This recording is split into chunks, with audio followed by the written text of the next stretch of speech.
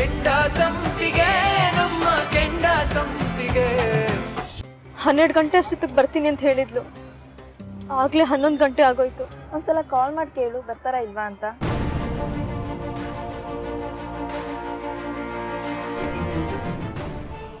ಅದೇನ್ ಸಮಸ್ಯೆನ ನೋಡೋದಲ್ವೇನ್ರಿ? ನನ್ಗೆ ಅರ್ಥ ಆಗುತ್ತೆ, ಬಂದಿರೋರ್ಗೆ ಅರ್ಥ ಆಗ್ಬೇಕಲ್ವಾ? ಆಗತ್ತೆ ಹೋಗಿ ಅಂದ್ರೆ ಕೇಳೋ ಸ್ಥಿತಿಲಿಲ್ಲ. ಕಾಲ್ ಕರ್ಕೊಂಡು ಜಗಳ ಆಡೋದೇ ನಿನ್ ಹುಟ್ಟು ಗುಣನ? ಯಾವಾಗ ಯಾರ ಜೊತೆ ಜಗಳ ಮಾಡ್ಲಿ ಅಂತ ಕಾಯ್ತಾ ಇರ್ತೀಯ ಅಲ್ವಾ? ನೀವ್ ಬಂದಿರೋದ್ ನೋಡಿದ್ರೆ ಸಮಸ್ಯೆ ಪರಿಹಾರ ಮಾಡ್ಕೊಳ್ಳೋದಕ್ ಬಂದಾಗ ಕಾಣ್ತಾ ಇಲ್ಲ, ಗಲಾಟೆ ಮಾಡೋದಕ್ ಬಂದ ಹಾಗೆ ಇದೆ. ಮನೆಗ್ ಬರ್ಬೇಡ ಅಂದಿದ್ದಕ್ಕೆ ತಾನೇ ಈ ರೀತಿ ಸೇಡ್ ತೀರ್ಸ್ಕೊತಿದ್ಯಾ? ನಿನ್ನ ನೀಚ್ ಬುದ್ಧಿ ತೋರ್ಸ್ಬಿಟ್ಟಿಯಲ್ಲ. ನೀರ್ ಕೇಳೋಕ್ ಬರೋದು ನೀಚ್ ಬುದ್ಧಿ ಅಂತ ನನಗೆ ಗೊತ್ತಿರ್ಲಿಲ್ಲ ಮೇಡಮ್. ನಿಮ್ಮ ಮನೆ ತೋಟಕ್ಕೆ ಹಾಕೋ ನೀರು ನಮ್ಮ ಕಾಲೋನಿಲಿ 10 ಮನೆಗೆ ಸಾಕಾಗತ್ತೆ. ಬಹುಶಃ ನಿಮಗೆ ನೀರಿನ ಬೆಲೆ ಗೊತ್ತಿಲ್ಲ ಅನ್ಸುತ್ತೆ, ಅದಕ್ಕೆ ಹೀಗೆ ಮಾತಾಡ್ತಿದ್ದೀರಾ. ನನಗೆ ನಿಮ್ಮ ಮೇಲೆ ದ್ವೇಷ ಆಗಲಿ ಅಥವಾ ಪದೇ ಪದೇ ನಿಮ್ಮ ಕಣ್ಮುಂದೆ ಕಾಣಿಸ್ಕೋಬೇಕು ಅನ್ನೋ ಉದ್ದೇಶ ಆಗಲಿ ಇಲ್ಲ.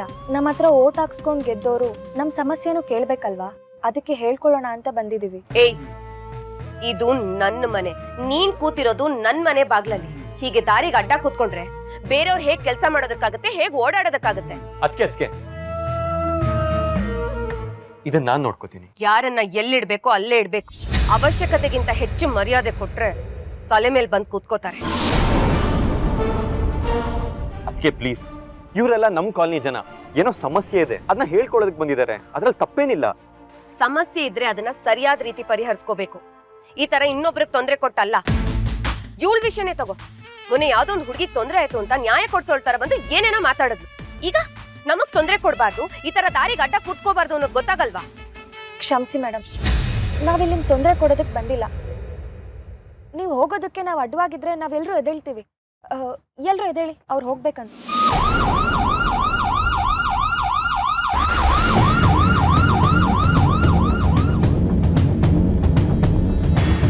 ಪೊಲೀಸರಿಗೆ ಯಾರು ಹೇಳಿದ್ದು? ನಾನೇ ಕಾಲ್ ಮಾಡಿದ್ದು.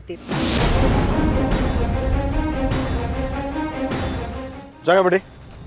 ಬನ್ನಿ ಇನ್ಸ್ಪೆಕ್ಟರ್, ನಾನೇ ನಿಮಗೆ ಕಾಲ್ ಮಾಡಿದ್ದು. ಮನೆ ಮುಂದೆ ಬಂದು ಇವರೆಲ್ಲ ಗೂಂಡಾಗಿರಿ ಮಾಡ್ತಿದ್ದಾರೆ. ಮೊದಲು ಇವ್ರನ್ನೆಲ್ಲ ಒದ್ದು ಓಡಿಸಿ.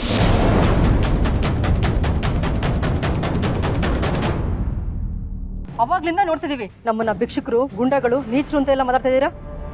ನಮ್ಮನ್ನ ನೀಚರು ಗುಂಡಾಗಳ ಮೇಲೆ ನಮ್ಮ ಹತ್ರ ಯಾಕೆ ಕೋರ್ಟ್ ಕೇಳಕ್ ಬರ್ತೀರಾ? ಏಯ್, ಅದಕ್ಕೆ ಪ್ಲೀಸ್ ಸುಮ್ಮನಿರಿ. ಅದಕ್ಕೆ ಪ್ಲೀಸ್ ಅಣ್ಣ ಸ್ವಲ್ಪ ಸುಮ್ಮನೆ ನಾವು ಸುಮ್ಮನಿರೋದಕ್ಕೆ ಕಣೆ ಈ ಅಮ್ಮ ಇಷ್ಟೊಂದು ಮಾತಾಡ್ತಿರೋದು. ನೀವೆಲ್ಲ ಗುಂಪು ಕಟ್ಕೊಂಡು ಬಂದಾಗ್ಲೇ ಗಲಾಟೆ ಮಾಡೋದಕ್ಕೆ ಬಂದಿದ್ದೀರಾ ಅಂತ ಗೊತ್ತಾಯ್ತು. ಮನೆ ಮುಂದೆ ಬರ್ತೀರಾ, ಟೈಮ್ ಕೊಡಿ ಅಂದ್ರೆ ಹೀಗೆಲ್ಲ ಗಲಾಟೆ ಮಾಡ್ತೀರಾ. ಮಾತಿಗೆ ಮಾತು ಬೆಳೆದು ಏನಾದ್ರೂ ಹೆಚ್ಚು ಕಡಿಮೆ ಆದ್ರೆ ದೊಂಬಿ ಆಗುತ್ತೆ. ಆಮೇಲೆ ನಷ್ಟ ಆಗೋದು ನಮ್ಮ ಆಸ್ತಿ ಪಾಸ್ತಿಗೆ. ನಿಮ್ಗೇನು, ಹೋದ್ರೆ ಒಂದ್ ಖಾಲಿ ಬಿಂದ್ಗೆ. ಇನ್ಸ್ಪೆಕ್ಟರ್, ಮೊದ್ಲು ಹೇಳ್ಕೊಂಡು ಹೋಗಿ ಇವ್ರನ್ನೆಲ್ಲ. ನೋಡಿ, ಈ ರೀತಿ ಗುಂಪು ಕಟ್ಕೊಂಡು ಮನೆ ಮುಂದೆ ಬಂದು ಗಲಾಟೆ ಮಾಡೋದು ತಪ್ಪು. ಎಲ್ರು ಇಲ್ಲಿಂದ ಹೊರಟೋಗಿ. ಹೊರಡಿ ಸರ್. 1 ನಿಮಿಷ, ಗಲಾಟೆ ಮಾಡೋದಕ್ಕೆ ಬಂದಿಲ್ಲ ಸರ್.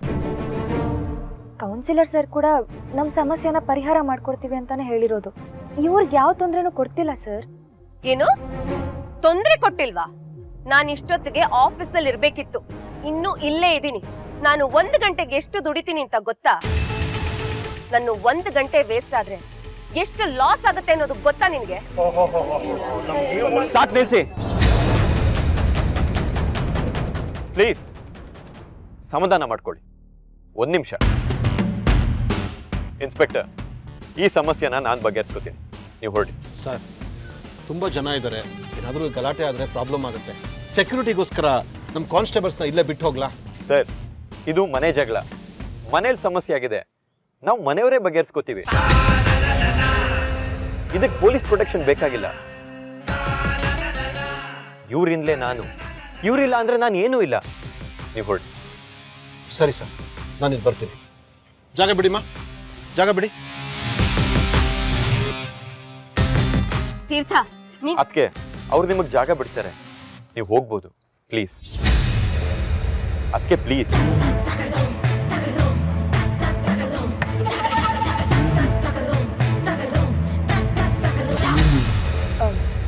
ಎಲ್ಲ ಜಾಗ ಬಿಡಿ.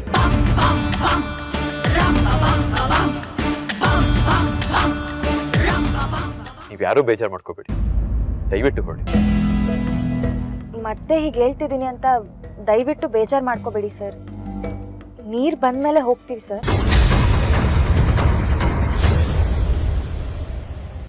ನೀರು ಬಂದ್ಮೇಲೆ ಹೋಗ್ತೀವಿ ಸರ್. ಹಾ ಅಲ್ಲವಾ ತಂಗಿ, ಈಗರ ನಮ್ಮ ಸಾಹೇಬ್ರು ಕಾರ್ಪೊರೇಷನ್ದವ್ರಿಗೆ ಫೋನ್ ಮಾಡಿ ನೀರು ಬಿಡ್ರಿ ಅಂತ ದಬಾಯಿಸ್ಯಾರ. ಮತ್ತು ಕೂತ್ಕೊಂಡು ನೀವು ಧರಣಿ ಮಾಡ್ತೀನಿ ಅಂದ್ರ ಇದು ಒಪ್ಪ ಮಾತಲ್ಲವಾ? ನಮ್ಮ ಕಡೆ ಇದಕ್ಕೆ ಹಠ ಮಾರಿತಾನ ಅಂತಾರ ನೋಡು. ಹಠ ಮಾಡ್ತಿಲ್ಲ ಅಣ್ಣ, ಅರ್ಧ ಗಂಟೆ ತಾನೆ ಇಲ್ಲೇ ಕಾಯ್ತೀವಿ. ನಮ್ಮಿಂದ ನಿಮ್ಗೆ ಯಾರಿಗೂ ತೊಂದರೆ ಆಗಲ್ಲ. ಹೇಳ ಸುಮಿ, ನಮ್ಮ ಕಾಲೋನಿಗೆ ನೀರು ಬಂದಂತವಾ?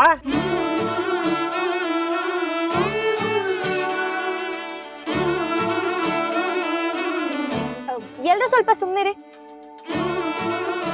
ನಿಮ್ಮಿಂದ ತುಂಬ ಉಪಕಾರ ಆಯಿತು ಸರ್. ನಿಮಗೆ ತೊಂದರೆ ಕೊಟ್ಟಿದ್ದಕ್ಕೆ ಕ್ಷಮೆ ಇರಲಿ. ಸಮಾಧಾನದಿಂದ ಹೇಳಿದ್ರೆ ಸಣ್ಣವ್ರ ಮಾತನ್ನ ಯಾರೂ ಕೇಳಲ್ಲ. ಅದಕ್ಕೆ ಅನಿವಾರ್ಯವಾಗಿ ಈ ನಿರ್ಧಾರಕ್ಕೆ ಬರಬೇಕಾಯ್ತು ಅಷ್ಟೇ. ತೊಂದರೆ ಇಲ್ಲ. ನಿಮ್ಮ ಒಗ್ಗಟ್ಟನ್ನ ನೋಡಿ ನಂಗೆ ತುಂಬಾ ಖುಷಿ ಆಯ್ತು. ನಿಮ್ಮ ಕಾಲ್ನಿಲಿ ಏನೇ ಸಮಸ್ಯೆ ಇದ್ರು ಡೈರೆಕ್ಟ್ ಆಗಿ ನಂಗೆ ಕಾಲ್ ಮಾಡಿ, ಇಲ್ಲ ಅಂದ್ರೆ ರಾಜೇಶಂಗೆ ಹೇಳಿ.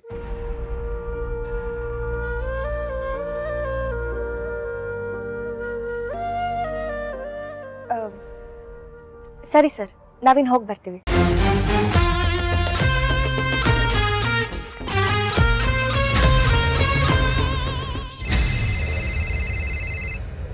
ಅಕ್ಕ ನೀನು ಹೋಗಿರಿ, ನಾನು ಬರ್ತೀನಿ. ಹಲೋ ರಾಜೇ. 12 ಗಂಟೆ ಒಳಗೆ ಬರ್ತೀನಿ ಅಂತ ಹೇಳಿದ್ಯಲ್ಲ ಅಕ್ಕ, ಆಗಲೇ 11:30 ಆಗೋಯ್ತು. ಫೀಸ್ ಕಟ್ಟಿದ್ರೇನೆ ಪರೀಕ್ಷೆ ಬರೆಯೋಕ್ಕಾಗೋದು. ರಾಜೇ ನೀನು ಗಾಬರಿ ಆಗಬೇಡ. ನಾನು ಇನ್ನೇನು ಹೊರಟೆ, ಒಂದು 10 ನಿಮಿಷದಲ್ಲಿ ಅಲ್ಲಿ ಇರ್ತೀನಿ, ಸರಿನಾ? ವಿಜಯಕ್ಕ, ವಿಜಯಕ್ಕ,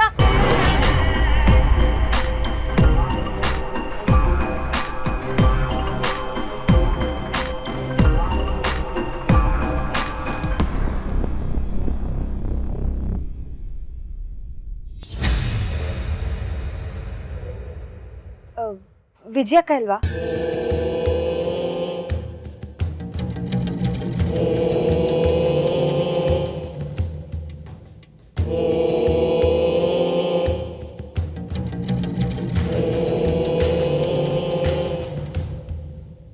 ಏನೋ ಕೆಲಸ ಅಂತ ಆಚೆ ಹೋಗಿದ್ದಾಳೆ, ಇನ್ನೇನು ಬಂದ್ಬಿಡ್ತಾಳೆ. ಬಾ ಕೂತ್ಕೋ. ಪರವಾಗಿಲ್ಲ, ಎಷ್ಟೊತ್ತಾಗತ್ತೆ? ನನಗೇನು ಹೇಳೋಗಿಲ್ಲ, ಬರ್ತಾರೆ. ಅಲ್ಲಿವರೆಗೂ ಬಾದಾಮ್ ತಿನ್ನು. ಇಲ್ಲ, ನಾನು ಆಮೇಲೆ ಬರ್ತೀನಿ. ಸುಮ್ಮಿ ಸುಮ್ಮಿ ಯಾವಾಗ ಬಂದೆ? ನಡಿ ಒಳಗೆ.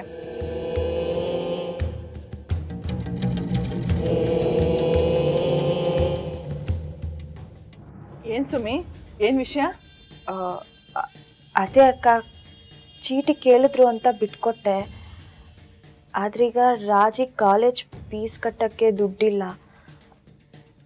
ಅದಕ್ಕೆ ನೀವೊಂದು 25,000 ಬಡ್ಡಿ ಕೊಟ್ರೆ.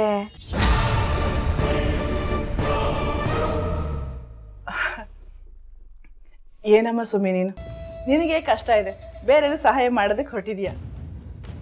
ಚಿನ್ನದಂಥ ಗುಣಮ್ಮ ನಿಂದು. ಈ ಮನಸ್ಸು ಎಷ್ಟು ಜನಕ್ಕಿರುತ್ತೆ ಹೇಳು? ನೋಡು, ನಾನು ನಿನಗೆ ದುಡ್ಡು ಕೊಡ್ತೀನಿ, ಆದ್ರೆ ಬಡ್ಡಿಗಲ್ಲ, ಕೈ ಸಾಲ. ನಿನಗೆ ಯಾವಾಗ ಅನುಕೂಲ ಆಗುತ್ತೋ ಆವಾಗ ಕೊಡು. ಹೊರಗಡೆ ಇರು, ಹೋಗಿ ತಗೊಂಬರ್ತೀನಿ.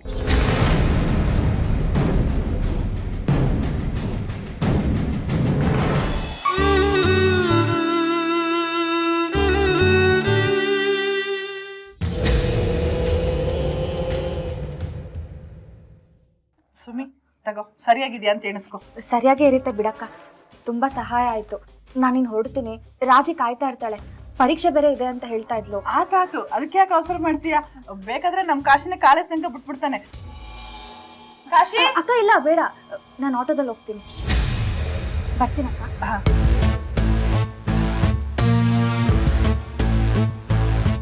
ಅಲ್ಲ, ಬಡ್ಡಿಗಲ್ದೆ 10 ರೂಪಾಯಿನೂ ನೀನು ಯಾರಿಗೂ ಸಹಾಯ ಮಾಡೋದು, ಅಂಥದ್ರಲ್ಲಿ 1000 ರೂಪಾಯಿ ಕೈ ಸಾಲ ಅಂತ ಅವಳಿಗೆ ಕೊಟ್ಟಲ್ಲ, ಅಂಥದ್ದೇನು ಅವಳ ಮೇಲೆ ಅಷ್ಟೊಂದು ಪ್ರೀತಿ?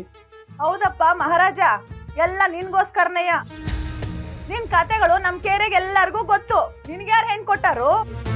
ನಮ್ ಮನೆ ಸೊಸೆಯಾಗಿ ಬರೋಳು ಸುಮ್ಮಿ ಹಂಗಿರ್ಬೇಕು. ಆಗ್ಲಯ್ಯ ನೀನ್ ಸರಿದಾರಿಗೆ ಬರೋದು, ನಾನ್ ಕಷ್ಟಪಟ್ಟು ಮಾಡ್ರ ಆಸ್ತಿ ಪಾಸ್ತಿ ಎಲ್ಲ ಉಳಿಯೋದು. ಅಂದ್ರೆ ನನಗೆ ಅವಳನ್ನ ಕೊಟ್ಟು ಮದುವೆ ಮಾಡ್ತೀಯಾ? ನಿಜನಾ? ಇಲ್ದೆ ಇನ್ನೇನು, ನಾನೇನ್ ಧರ್ಮಛತ್ರನ ನಡೆಸ್ತೀನಿ, ಬಡ್ಡಿ ಇಲ್ದಂಗೆ ಬಿಟ್ಟಿ ಕಾಸು ಕೊಡಕ್ಕೆ. ಈ ಮನೆ ಸೊಸೆನೂ ಸುಮ್ಮಿನೇ, ನಿನ್ನ ಹೆಂಡ್ತಿನೂ ಸುಮ್ಮಿನೇ. ನೋಡ್ತಾ ಇರು, ಅವಳಿಗೆ ದುಡ್ಡು ಕೊಟ್ಟು ಕೊಟ್ಟು ಹೆಂಗೆ ಕಟ್ಟಾಕ್ತೀನಿ ಅಂತ.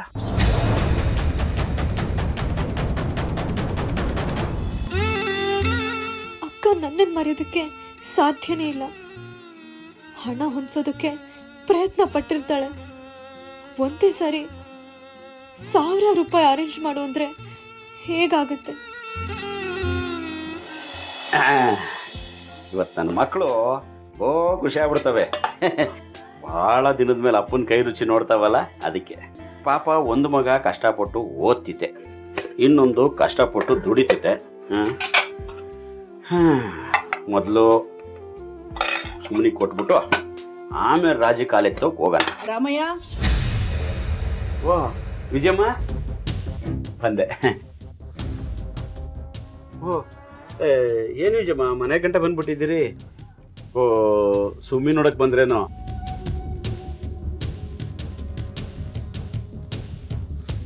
ನಾನು ಬಂದಿದ್ದು ಸುಮ್ಮಿ ನೋಡಕ್ಕಲ್ಲ ರಾಮಯ್ಯ, ನಿಂತವ ಮಾತಾಡೋದಕ್ಕೆ. ಸುಮ್ಮಿ ಮನೆಗೆ ಬಂದಿದ್ಲು ರಾಮಯ್ಯ. ರಾಜಿ ಫೀಸ್ ಕಟ್ಟಬೇಕು ಅಂತ ತುಂಬ ಒದ್ದಾಡ್ತಿದ್ಲು. ಪಾಪ ಈ ವಯಸ್ಸಲ್ಲಿ ಹೆಣ್ಮಗ ಕಷ್ಟಪಡ್ತಿರೋದು ನೋಡ್ತಿದ್ರೆ ನನಗೆ ಕರುಳು ಚುರುಕಂತದೆ ರಾಮಯ್ಯ. ನೀನು ಏನೇ ಹೇಳು, ಇದ್ರೆ ನಮ್ಮ ಸುಮಿ ಅಂತ ಮಗಳು ಇರ್ಬೇಕು ನೋಡು. ಹೌದು ಕಣ್ ವಿಜಯಮ್ಮ, ಮದುವೆ ಆಗಿ ಗಂಡನ ಮೇಲೆ ಸುಖವಾಗಿರ್ಬೇಕಾದ ನಮ್ಮ ಹುಡುಗಿ ಇಡೀ ಮನೆ ಜವಾಬ್ದಾರಿ ತಗೊಂಡು ನಮ್ಮನ್ನೆಲ್ಲ ತಾಯಿ ಸಾಕ್ತಂಗೆ ಸಾಕ್ತೈತೆ ನನ್ನ ಮಗಳು. ಅದೇ ವಿಷಯ ಮಾತಾಡೋಣ ಅಂತ ಬಂದೀನಿ ರಾಮಯ್ಯ. ಹೆಂಗೂ ನಮ್ಮ ಸುಮಿ ಮದುವೆ ವಯಸ್ಸಿಗೆ ಬಂದವಳೆ. ನೀನು ಹ್ಞೂ ಅಂದರೆ ಸುಮಿನ ನಮ್ಮನೆ ಸೊಸೆ ಮಾಡ್ಕೊಳವ ಅಂತ.